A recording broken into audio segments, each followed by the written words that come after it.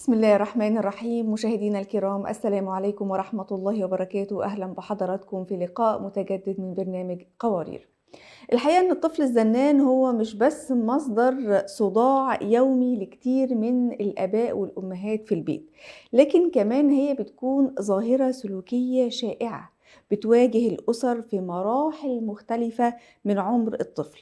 كتير من الأهالي بيشتكوا من إن الطفل بيزن بشكل مستمر وهم مش عارفين يوقفوه عن الزن المستمر الشديد اللي ممكن يخليهم أصلا يحصل مشكلة في البيت ما بين الأب والأم بسبب زن الطفل، سواء بقى كان علشان يطلب حاجة، سواء أو بيرفض حاجة أو مش متقبل حاجة.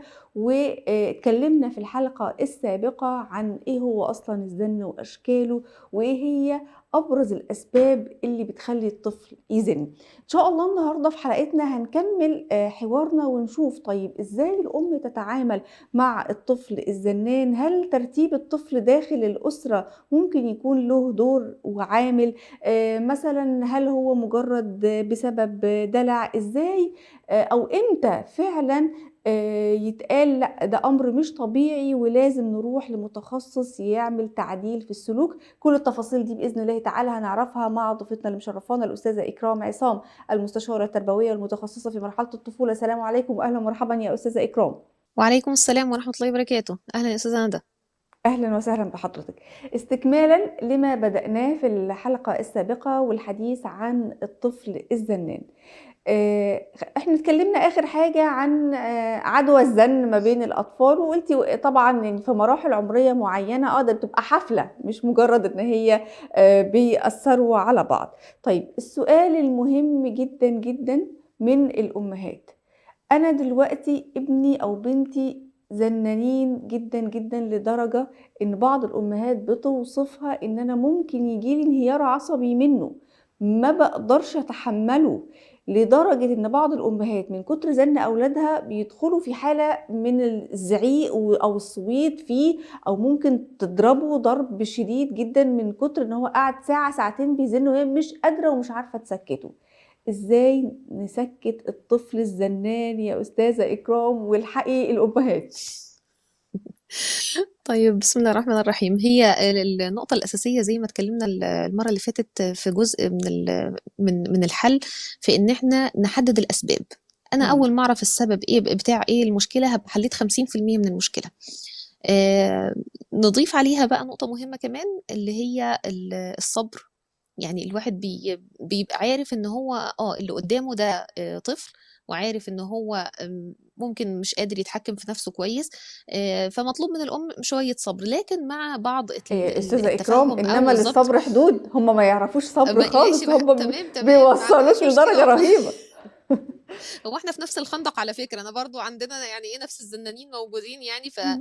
بس النقطة المهمة يا أستاذة ندى، لما أجي أتكلم على حل مشكلة الزن، إمم. أبُص لنفسي الأول، إيه الحاجة اللي بتخلّي ابني يوصل للمرحلة دي؟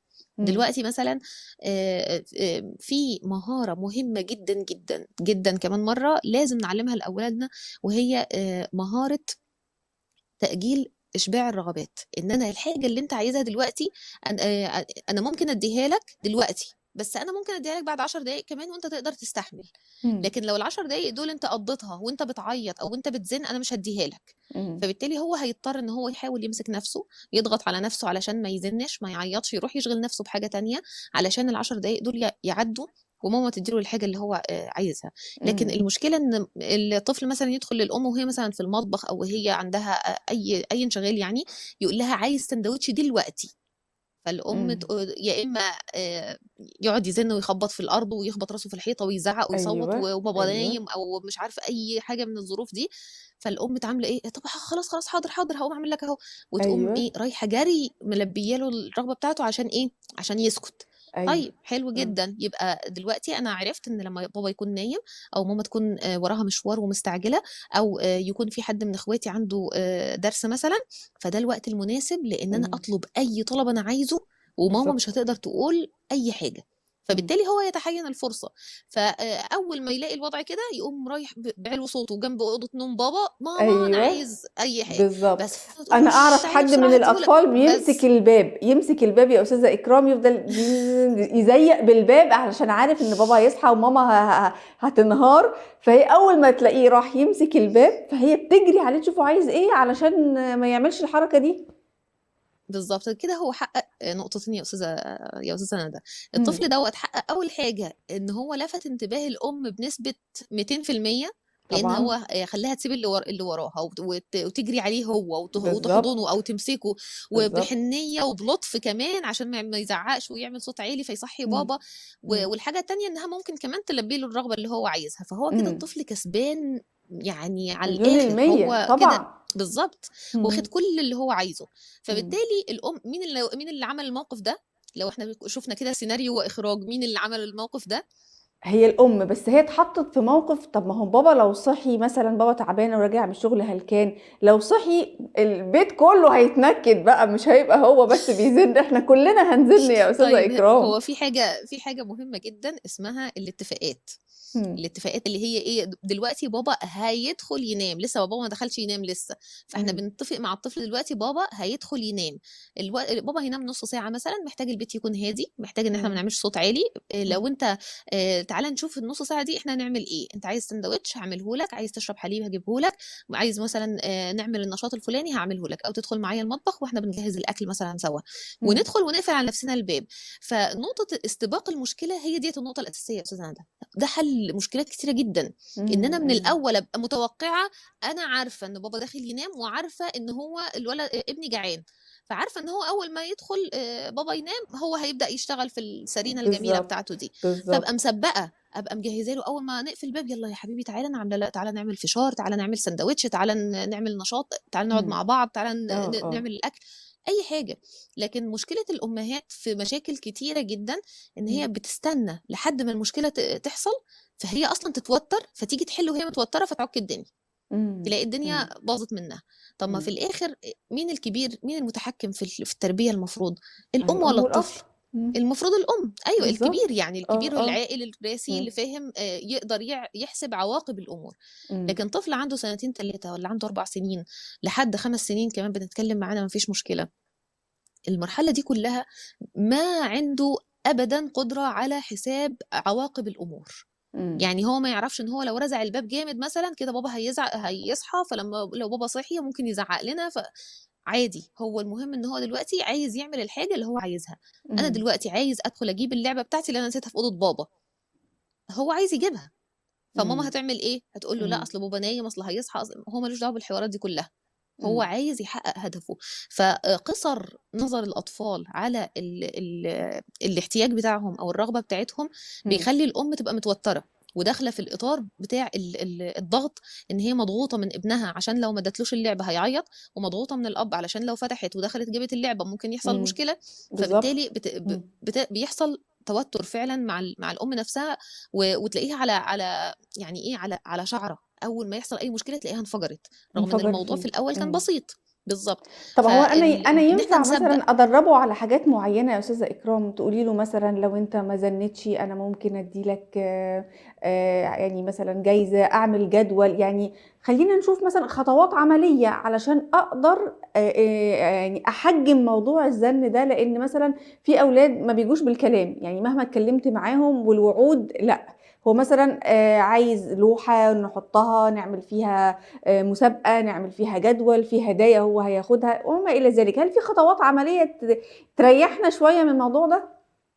ما فيش مشكلة خالص، بس هو في نقطة مهمة، إن الزَن ده مش مصطلح نقدر نقيسه مع الطفل، يعني مش هاقدر أقول له أنت لو ما زنِّتش هتعمل كذا، ليه؟ لإن هو مش فاهم يعني إيه زَن. إمم. الزَن ده في تعبير الأم إيه، إن هو واصلة كده من الإيه، من إمم. طول الوقت، أو طلبات متكررة. فأنا إمم. الحاجة اللي أنا هاعوّد ابني عليها إيه، أقول له مثلًا الطلب مرّة واحدة، الحاجة اللي أنت عايز تقولها اطلبها مرّة واحدة، وبعدين إمم. اسألني سمعتيني يا ماما والّا لأ؟ سمعت خلاص يبقى ادّيني مثلًا 5 دقايق وهارُد عليك.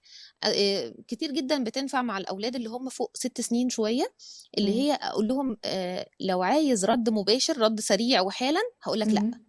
إمم. لكن لو عايزني أفكّر ممكن أقول لك بنسبة كبيرة استناني لمّا أفكّر أخلّص اللي في إيدي وآجي لك. إمم. فبالتالي هو بيبقى عارف إن ماما بس محتاجة وقت، واحتمال كبير إنها تقول آه. إمم. لكن لو أنا لحقتها وقُلت لها لأ لازم تقولي لي دلوقتي، حاضر يا إمم. حبيبي عايز رَد سريع؟ لأ مش موافقة. يبقى طب ليه لأ، يا ماما؟ طب مش بالضبط. عارفة إيه، إمم. أصل أنا مش قادرة أتناقش معاك دلوقتي. طب هتتناقشي إمتى؟ استنى لمّا يكون الوقت مناسب وأنا هاتكلم معاك. إمم. فبالتالي هو هيبدأ يفهم أو يدرك إن في كل حاجة لها وقتها. النقطة اللي حضرتك قُلتيها اللي هي بتاعة التشجيع، مهم جدًا، جدًا التشجيع، لكن مش إن أنا أشجّعه بطريقة سلبية، اللي هو لو أنت ما زنّيتش أنا هادّيك. لأ، هو إمم. لمّا يطلب الطلب مرّة واحدة أقول له: "ما شاء الله عليك، أنت على فكرة شطور جدًا، أنت طلبت الطلب ده مرّة واحدة وأنا مبسوطة منّك، وعشان كده عشان أنت طلبته مرّة واحدة ومن غير ما تتكلم كتير أو من غير ما تكرره كتير، أنا هاعمله لك." إمم. أبقى أنا عملت الطلب، موافقة على الطلب علشان طريقة الكلام، مش عشان الطلب في حد ذاته. إمم. وعلى فكرة الطلبات في حد ذاتها ممكن تكون في منتهى التفاهة أو منتهى البساطة. يعني اللي هو بالضبط. عايز مثلًا إمم. الساندوتش بدل ما هو بعد نُص ساعة عايزه دلوقتي، إمم. أو مثلًا بدل ما هو عايز يلبس البنطلون الأزرق يلبس البنطلون الأخضر. إمم. يعني الحاجات إحنا المشكلة بتاعتنا في إيه يا أستاذة ندى؟ إيه اللي إمم. بيستجلب الزن بتاع الأطفال؟ إن إحنا أول حاجة بنقولها لأ، وبعد كده نفكّر، صح؟ إمم. أمهات هو كتير جدًا كده بيعملوا كده كده. يا أستاذة إكرام يعني زي ما قُلتِ في البداية ومن الحلقة السابقة، إن جزء كبير من زَن الطفل بيقع على عاتق الأم أو الأب سواء بقصد أو بدون قصد، بتصرفات معيّنة بالضبط. يعني بيحفّزوا بيها الزَن عند الأطفال. بالضبط. وديّة من المشاكل الأساسية اللي هي إن الأم ترفض دون إبداء أسباب، أو ترفض علشان هي مش رايقة دلوقتي، أو مش عايزة تتناقش دلوقتي، فييجي يقول لها ماما من قبل ما يكمّل الطلب تقول له لأ. فطبيعي إن هو يقول لها طب ليه يا ماما، طب أصل أنا عايز، طب بالضبط. أصل هيبدأ بالضبط. يقنعها. إمم. لكن أصلًا أنا من المهارات برضه المهمة، يعني إحنا قُلنا مهارة تأجيل إشباع الرغبات دي من الحاجات المهمة جدًا اللي لازم الطفل إمم. يتعلمها. الحاجة إمم. التانية إن أنا لازم أعلّمه مهارة التفاوض، مهارة الحوار. إن أنت إمم. لمّا تيجي تطلب حاجة من بابا، ما ينفعش تدخل تقول له يا بابا أنا عايز كذا، ولو قال لك لأ تعيّط. ما أنت لازم تبقى داخل على أي حوار وأنت عامل حسابك 50، 50. 50% هيقول و50% هيقول لأ. فبالتالي ما ينفعش أنت تدخل تبقى داخل تتخانق أصلًا ومتوقع إن الرد 99% إمم. لو أنت متوقع إن هو 99% يبقى أنت اللي بإيدك القرار مش بابا. إمم. وما فيش طفل يقدر يحكم أو يقدر يجزم بإن هو فعلًا لأ القرار في إيدي أنا. فبالتالي أنا بالضبط. لازم إمم. أعلّم طفلي مهارة إمم. الحوار، إمم. مهارة النقاش، إن هو لمّا ييجي يتكلّم أول حاجة يتكلّم بأدب، يتكلّم بصوت واطي، يشرح لبابا هو عايز الحاجة ديّة ليه. إمم. لو عايز حاجة إضافية، ميزة إضافية، ديّة بقى بنتكلّم فيها بتحتاج نقاش وحوار مع الطفل شوية. إن هو إمم. مثلًا كَل الحاجة الحلوة بتاعته النهارده، بس عايز واحدة كمان. إمم. طيب ديّة في حاجات طبعًا كتيرة الحمد لله بتتحل بموضوع الروتين بتاع الأطفال. إن هو إمم. اللي هو بنتكلم على مرحلة الطفولة المبكرة من سنتين ل5 سنوات، ده اللي بينفع آه. معاهم الروتين. آه. أكبر من كده شوية بيبقى الموضوع يعني إيه، في كسر قواعد أكتر أو في إمم. حرية أكتر يعني. أيوه. لكن السن تمام. الصغير ده إمم. بيبقى سهل جدًا إن أنا أقنعه إن إحنا إمم. متفقين إن إحنا حاجة حلوة واحدة في اليوم. تاني هتزن. لأ إحنا ممكن نفكّر نعمل حاجة بديلة. اللي هي إيه، مثلًا مسموح إن إحنا نعمل فشار، ندخل نعمل كيكة بعد الغدا مثلًا مع بعض. دي إمم. الحاجات إمم. اللي ممكن فيها كسر قواعد، لكن مش كسر صريح، اللي هي مش الحاجة الحلوة اللي تمام. هو يقصدها يعني. تمام. طيب موقف بيحصل مع كتير من الأمهات ويمكن أكيد عدّى على حضرتِك وشُفتيه، إما ما كنتيش شُفتيه واقعيًا قدّام عينِك، شُفتيه على السوشيال ميديا، وهو إن الطفل أو الطفلة لمّا بيدخلوا مثلًا محل وعايزين حاجة معيّنة وعمّالين بيزنّوا عليها، يزنّوا عليها، بس ماما مش راضية، ماما مش معاها فلوس تجيبها، فبتلاقيه فجأة كده، فجأة ندوّر عليه نلاقيه فين، نلاقيه عمّال بيتشقلب في الأرض، زَن، زَن وعياط وشقلبة في الأرض وهيلِم عليها الناس أو already لَم عليها الناس وهي في حالة من الحرج الشديد جدًا ومش عارفة تعمل إيه ولا تسكّته ولا تبطّل زَن وعياط، طب هاعمل إيه، طب أجيب له اللعبة وخلاص، طب ده أنا كده مصروف الشهر كُلّه ضاع. موقف زي ده بيتكرر كتير جدًا، أمهات بتضطر تلحق الموقف عشان هي شايفة إنها مُحرجة جدًا، جدًا وتسكّته لإن نظرات الناس حواليها إيه ده يا جماعة ما تسكّتي ابنِك دوّشتونا، أو اللي بتبُص له كده وتقول له دقيقة واحدة إن ما قُمتش وجيت ورايا هاسيبك وأمشي، وفعلًا أمهات بتسيب وتمشي ويفضل هو يتشقلب في الأرض والناس كلّها بتبُص لها بحالة من يعني الغضب جدًا، أنتِ مش أم، أنتِ إزاي تعملي كده وتسيبي ابنِك؟ ما بين الموقف ده والموقف ده رأي حضرتِك إيه تربويًا؟ هو للأسف الموقف تحديدا ده بيحصل تماما، وردين الفعل برضو اللي حضرتك قلتيهم بيحصلوا تماما للأسف. مم. مشكلتنا يا أستاذة ندى هي إن إحنا بندي اهتمام شديد قوي لنظرة الناس لينا في تربية أولادنا، اللي هو جدا ابني جدا، عاجبكم، ناس كتير ابني جدا عاجبكم كده. ولا لا. مم. مم. للأسف. مم. كتير جدا تقول أنا نفسي ابني يكون زي فلان، زي ابن فلانة، أو مم. يبقى زي خليك زي فلان، زي ابن عمك، زي ابن مش عارفة مين. فبالتالي النظرة بتاعة المقارنة الداخلية حتى في نفس الأم موجودة. مم. فبالتالي انت لما تيجي تتكلمي مع الام تقولي لها تجاهلي الموقف ده، تقول لك يا نهار ابيض ازاي، والناس ياكلوا وشي، والناس يقولوا ده مش عارفه دي فلانه عملت كذا فضايح. ولا. اه. بالظبط. فبالتالي زي ما احنا قلنا في الحلقه الماضيه، المربي المضغوط لا يحسن التربية. أنا مم. لو مضغوطة بنظرة المجتمع، أنا في الآخر هطلع أنا أصلا هبقى مرائية، يعني هبقى منافقة. ليه؟ لأن أنا مع ابني لوحدنا بعمل حاجة، ومع ابني قدام الناس بسمح له بالحاجات دي. فبالتالي مم. هو برضه هيتحين الفرص ويشوف أي ايوه مشوار احنا رايحين فيه، بالظبط. ويجهز قائمة الطلبات بتاعته. ومهما مم. بقى عملتي اتفاقات وعهود ومواثيق، هو عارف ان هو اول بالظبط. ما بيدخل خلاص بيبقى هو المتحكم. ودي من اكيد. الحاجات الخطيرة جدا، ان مم. احنا لو خلينا ادينا للطفل وهو لسه صغير في السن بتاع 5 6 سنين زمام التحكم وزمام السيطرة، واللي انت عايزه يا حبيبي هعمله قدام الناس، عشان اصلا أنا مكسوف، اصلا ما ينفعش، اصلا ما يصحش، اصلا هيشوفونا، اصلا هيقولوا لبابا، اصلا هيقولوا مش عارفة مين. فبالتالي انا بدخل في اطار ان انا بتخلى عن مسؤوليتي، وببقى تحت رحمة احتياج طفل او مشاعر طفل. مم. طيب حل النقطة ديت حاجتين. الحاجة الأولى، يا إما ما تاخديش ابنك أصلا أماكن زي دي، لأن إحنا الكبار يا أستاذة ندى، إحنا لما بندخل محل ألعاب دلوقتي في أي مول موجود، مم. إحنا نفسنا بننبهر. طبعا. يعني بنشوف كمية اه. التطور والتغير والحاجات المبدعة والأفكار والإبداعات، مم. فعلا إحنا مم. نفسنا بننبهر. مم. فما بالك انت ماشي عندك قدره على ان انت تمسكي نفسك وتشوفي دي سعرها مناسب، دي سعرها مش مناسب، دي هلعب بيها 5 دقايق وهرميها، دي لا هتفيدني في تنميه مهارات مثلا معينه. مم. فبالتالي بتقعدي توأمي. لكن هو بينبهر باللون يجيبها، ينبهر بالشكل يجيبها، ينبهر بالظبط. بالحجم ان هي ضخمه مم. يجيبها. فعشان تطلعيه بقى من الحوار ده، وتكوني حتى متفقه معاه، زي ما احنا بنقول لا اصلا متفقه معاه قبل ما ينزل، لا ما بس فيش دخلنا اتفاقات على المود. فكرة، احنا بنخش كل الاتفاقات بتضيع وما فيش عهود. بالظبط. ليه بقى؟ لان الاغراءات اللي انت مدخلاه عليها كبيره جدا. هو ربنا مم. سبحانه وتعالى مش دخل سيدنا ادم الجنه وقال له كل من كل حاجه الا الشجره دي؟ مم. ساب كل حاجه دي وراح للشجره دي ليه؟ مم. لان هي طبيعه النفس البشريه كده. طبيعه مم. النفس البشريه بتحب تحس ان اي حاجه متاحه واي حاجه بالظبط. مسموحه. بالظبط. فبالتالي انا لما امنع طفلي اصلا من الحاجه دي قبل ما ندخل المكان ده، اكون متفقه معاه ما فيش لعبه، او لو هتشتري لعبه يبقى في حدود مثلا فلوس قد كذا، او مم. هنشتريها لو انت هتشتريها اكتر من كده يبقى المفروض تشارك مع اخوك. هقعد اعمل الاتفاقات دي كلها. وقت ما يدخل قدام اللعبه لو هو عارف ان انا بخاف من نظره الناس، هيحرجني وهيعمل في كل اللي هو في دماغه. مم. وطبعا لما يرجع البيت انا اسف يا ماما ومش عارفه ايه وسامحيني، بس هو في بالظبط الاخر هو كده. فايز لان هو عمل خد اللي اللي هو هو عايزه. عايزه. بالظبط. بالظبط. بالظبط. فيا طيب. اما ما ناخدش مم. اولادنا معانا، يا اما لو مم. هناخدهم ناخدهم في اطار يعني يكونوا سنا كبار شويه. ايوه. او لو اضطريت ان انا اخدهم وحاولت اعمل اتفاق وهو خالف الاتفاق، يبقى اقبل باي منظر هو هيعمله قدام الناس، لكن اثبت على موقفي، لان الثبات في مواقف زي دي هو اللي مم. هيتحرج في الاخر. ومش مش هيكون في لوم على الام في وقتها، لان هي اللي بتربي. الناس اللي بيبصوا لها دول كلهم كل واحد هيروح بيته وهينسى اللي حصل. لكن بالظبط. الام دي هي اللي هتلبس بقى في كل مم. المواقف اللي بعد كده قياسا على ذلك يعني. المترتبة على ده. طيب امتى تقولي ان الزن ده طبيعي، وببعض الطرق التربوية في البيت مع الام والاب والتدرج والروتين المعين وكده، الزن ده خلاص الطفل هيتخلص منه؟ وامتى تقولي لا ده مش طبيعي ومحتاج متخصص في تعديل السلوك بشكل ضروري وعاجل، لان ممكن يتطور بعد كده ويعمل له مشاكل اصلا في حياته؟